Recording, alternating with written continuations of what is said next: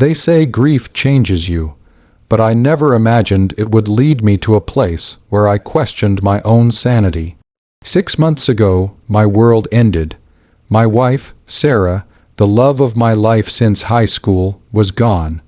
A sudden, senseless car crash on a rainy Tuesday morning. I went through the motions of the funeral, the endless casseroles, the pitying looks, and the empty, echoing silence of our home. I tried therapy, I tried exercise, I tried drinking just enough to numb the pain, but not enough to forget her laugh. I held on to the only things that felt real: her scent on a discarded sweater and the unused SAM card from her old phone, which the police had returned to me, tucked away in a velvet jewelry box. Then, one night, in the middle of a terrible dream where I saw the crash replaying over and over, I woke up, drenched in sweat, and did the only thing I could think of. I put her SAM card into my old spare phone, powered it up, and called the number. I knew it was deactivated. I knew it would just ring empty, but I needed to hear the tone, a final confirmation of the void.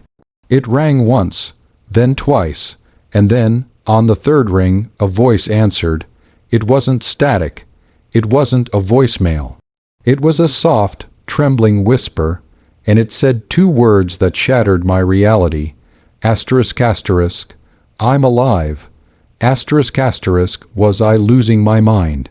Am I the only one who has ever experienced something so impossible, so terrifying, and so hopeful all at once?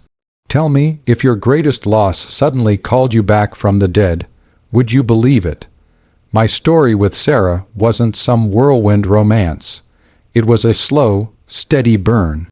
We met in the 10th grade, bonded over bad poetry and worse taste in music, and we never really separated. We built a life that was quiet, comfortable, and full of mutual respect and love. We had our routines: coffee on the porch every morning, ordering pizza every Friday, and an annual tradition of visiting the same small beach town where I proposed. We were planning a renovation, dreaming of a family. Everything was perfect, almost ridiculously so. That's probably why the universe decided to balance the scales so violently. The day the police came to the door felt like a practical joke. She was just driving to pick up dry cleaning. How could a mundane task lead to such finality? The subsequent months were a blur of deep, crippling depression. I barely ate. I stopped answering calls, and my job became a distant memory. The house was too big, too full of her presence, and yet devastatingly empty of her person. I couldn't bring myself to change anything. Her side of the bed remained untouched. Her toothbrush was still in the holder, and her clothes were exactly where she left them. The hardest part was the finality of it all, the knowledge that I would never hear her voice again, never feel her hand in mine. That's why I did what I did with the phone. I wasn't seeking conversation. I was seeking pain, seeking the closure of an empty tone. The moment that whisper, that impossible whisper, reached my ear, my blood ran cold. I dropped the phone, but my brain registered the sound. It was her voice, Sarah's voice, unmistakable, with that slight, breathy catch she always got when she was nervous. I scrambled to pick the phone up, my hands shaking so badly I could barely hold the device. "Sarah, is that you? This isn't funny. Who is this?" My voice cracked, a mixture of rage and desperate hope. The whispering came back, barely audible above my own frantic breathing. It sounded stressed, terrified. They know you're calling. Don't talk. Listen. I need you to listen, Mark. I'm not dead, but I'm in danger. I can't tell you where. Not yet. They took my phone, but I found this old SIM. I only have a minute. My mind was racing, trying to process impossible information. The police confirmed her identity from dental records. I saw the casket. I buried her. Who is they, Sarah? What are you talking about? Where are you? I saw the paperwork. I saw the grave. I tried to keep my voice down, but it was impossible. I was whispering too, as if someone was standing in the next room, listening. The voice on the other end cut me off, the urgency palpable. "Listen to me, Mark. The crash, it wasn't an accident. It was a setup. They needed me gone, but they failed. They think I'm dead, and that's the only thing keeping me safe. You have to play along. You have to mourn. Don't tell anyone, not the police, not anyone. They're watching you. The only thing you can do for me is to go to our old summer cottage, the one in Maine, the one we haven't used in years. Go to the fireplace mantel and feel under the left corner. There's something hidden there, a small black drive. Take it. Don't look at it, just take it. Wait for me to call again. I'll call the same number in exactly 1 week, at this exact time. Please, Mark, don't fail me. I love you." And then the line went dead. Just a mechanical disconnect tone. Kiss, not a hang up. Just you're trying to explore it with her. I stared at the screen, which still showed her old number, and then at the phone in my hand, feeling like a character in a bad B movie. But the fear, the specific details, the cottage, the fireplace, the little things only she would know, were too real. What if the crash asterisk was asterisk a setup? Sarah worked in corporate finance, dealing with huge international accounts. Could it be a white-collar crime gone sideways? Had someone faked her death to protect her, or worse, to punish her? My grief instantly transformed into a cold, sharp determination. I wasn't just grieving anymore. I was now a soldier in a silent, terrifying war I didn't understand. I had to go to Maine. The next morning, I told everyone I needed a change of scenery, a grief sabbatical, and that I was going to the cottage to clear my head. My in-laws, bless their hearts, just nodded sadly. They thought I was finally breaking down. I drove non-stop, the spare phone tucked securely in the glove compartment. The 7-hour drive felt like an eternity. When I arrived at the cottage, the air was stale, and the house was exactly as we had left it 2 years ago. Dust motes danced in the sparse light. I walked straight to the stone fireplace. My heart was pounding so hard I could hear it in my ears. I reached up and felt along the underside of the left corner of the mantel. My fingers found a small, almost imperceptible gap between the wood and the stone. I pushed, and a small, smooth wooden panel slid open, something I had never known existed. Inside was a black, innocuous-looking USB drive, exactly as she had described. It was small, light, and felt intensely dangerous in my palm. The urge to plug it into my laptop was almost irresistible, but Sarah's voice echoed in my head.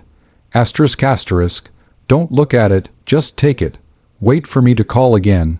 Asterisk asterisk, I locked the drive in the cottage. Small, fireproof safe, the combination to which only Sarah and I knew. Now I had 7 days of agonizing waiting. 7 days to pretend I was just a widower trying to heal, while secretly knowing my wife was alive and in grave danger.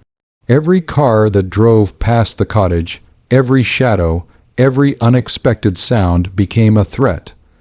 I couldn't trust anyone, and I was absolutely alone in this horrible, fantastic secret. I spent the week trying to act normal, chopping firewood, walking the beach, but inside, I was a coiled spring of anxiety and questions. Who were they? Why did they want Sarah dead? And why would they go to the extreme length of faking her death, holding a funeral, and burying an empty casket? Was the person buried in that grave just a stand-in, an unidentified body meant to complete the illusion? The whole plot was insane, but I couldn't deny the evidence in my hand, the USB drive and the memory of her voice. I had to know what was on that drive. I had to know who I was fighting. So that's the situation I was in. I had my supposedly dead wife's secret drive, and a countdown to a mysterious, dangerous phone call. The police were useless. They closed the case 6 months ago. If I told them, I'd be labeled a grieving, delusional man. If I looked at the drive, I might expose Sarah and myself to whatever powerful people she was running from. I had to choose between blindly following the instructions of a ghost and my desperate need for answers. Before I tell you what happened on the 7th night, and what was truly on that drive, I want you to pause and comment below what you would have done in my shoes. Would you have waited for the call, or would you have plugged in the drive the moment you got back to the cottage? Seriously, let me know what choice you would have made right there. I chose to wait. I chose Sarah. On the 7th day, as the clock on the mantelpiece ticked towards the agreed-upon time, I sat in the dark. The phone clutched so tightly my knuckles were white. When the phone rang, I almost dropped it again. This time, the whisper was clearer, less frantic, but still laced with fear. "Mark, thank God. Did you get the package?" "Yes, Sarah. It's locked up. I haven't touched it. Who are they? Tell me what's going on." She took a deep, shaky breath. "It's about my old boss, Robert Carmichael, and that huge international merger deal last year. He was running a massive money laundering scheme, funneling billions through shell companies. I found the proof, but before I could go to the SEC, he found out. He tried to have me killed. The crash, it was supposed to be final. But the person in the other car, the one hired to hit me, made a mistake. He hit the wrong angle. My car was totaled, but I was just injured. Barely conscious, I managed to crawl out. A witness, an old friend of my mother's, saw the whole thing and recognized me. She got me to a safe house and contacted a small private security firm we used to know. They realized Carmichael would never stop, so they helped me fake the rest. The body identification, the funeral, everything. The body in the casket was a Jane Doe from a different accident, slightly altered. It was the only way to be completely safe, Mark. They had to believe I was dead. The enormity of her sacrifice, the sheer terror she must have lived through, hit me with the force of a physical blow. "And the USB, what is it?" I asked, my voice now strangely calm. "It's everything. The full ledgers, the coded conversations, the names of everyone involved, even Carmichael's confession recorded by one of the security agents. It's the evidence to put him away forever, and that's what I need you to do now, Mark. I can't go to the authorities myself yet. It's too risky. They have to believe I'm dead for a little while longer, but the evidence has to get out. Tomorrow morning, you need to drive to the city, go to the offices of the New York Times *, and ask specifically for an investigative reporter named Eliza Thorne *. She's clean, she's relentless. And she's the only person I trust with this. Give her the drive, tell her it's from the widow's file. Then you come back here and you wait. I will find a way to meet you once the story breaks and Carmichael is arrested." The plan was insane, bold, and terrifyingly plausible. It meant putting myself in direct opposition to a powerful, murderous criminal. But it was for Sarah. "I'll do it, Sarah. Be safe. I love you." "I love you too, Mark. See you soon." This time I heard a click, a true, final hang up, and the silence that followed felt less like a void and more like the calm before a storm. I followed her instructions to the letter. The next day, I walked into the monolithic building of the New York Times *, a widower in a dark suit, clutching a small USB drive. I met with Eliza Thorne. She was skeptical, guarded, but the mention of the widow's file and the look in my eyes convinced her to take the drive. I told her nothing more than that my deceased wife had compiled the evidence. I left the building and drove straight back to the cottage, the fear a constant, cold weight in my gut. 3 days later, the storm broke. The headlines were everywhere, both physical and digital. CEO Robert Carmichael arrested in multi-billion-dollar money laundering scandal, evidence supplied by anonymous source. The details of the cover-up, the faked accident, the whole terrifying plot were all laid bare. Carmichael was apprehended trying to board a private jet. The story didn't mention Sarah, not directly, but it didn't have to. The world knew the evidence was real. The immediate aftermath was a whirlwind of relief and paranoia. I waited for her, exactly as she had instructed. A week later, on a foggy morning, a black sedan pulled up the gravel driveway.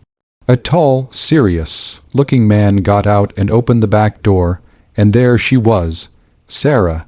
She was thinner, paler, with a small, faint scar near her hairline, but it was unmistakably her.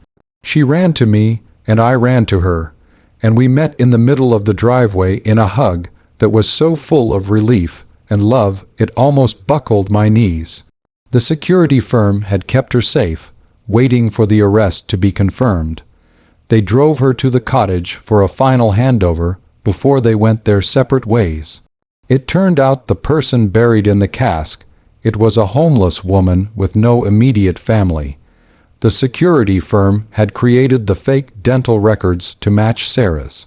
The whole operation was a desperate, high-stakes gamble that somehow paid off. We spent the next month in the cottage, reconnecting, healing, and talking through the unbelievable horror of the last 6 months. The life we returned to wasn't the one we left. We sold the house and moved to a small coastal town far away, changing our names and starting completely fresh. We are survivors now, not just people in love. We have a secret, a quiet understanding of the darkness in the world, and an unshakable bond forged by a simulated death and a miracle phone call. I still have her old SAM card, a strange little relic of a time when I thought I had lost everything. It sits in a locked box now, a reminder that the impossible can happen, and that even the deepest grief can sometimes hide the greatest hope. The pain of her death was the worst thing I've ever experienced, but the terror of her return was the most electrifying. Our life is quieter now, simpler, and profoundly precious. Carmichael is in prison, his empire shattered, and we are finally, truly safe. We got our second chance. Like this video, if you were on my side, and think we deserve this quiet ending. Subscribe for more stories like this one, where reality is stranger than fiction. And please, share your final thoughts on this whole mess in the comments section below. I want to know if you think this kind of sacrifice, this kind of fake death, is ever justifiable. I'll see you all in the next story.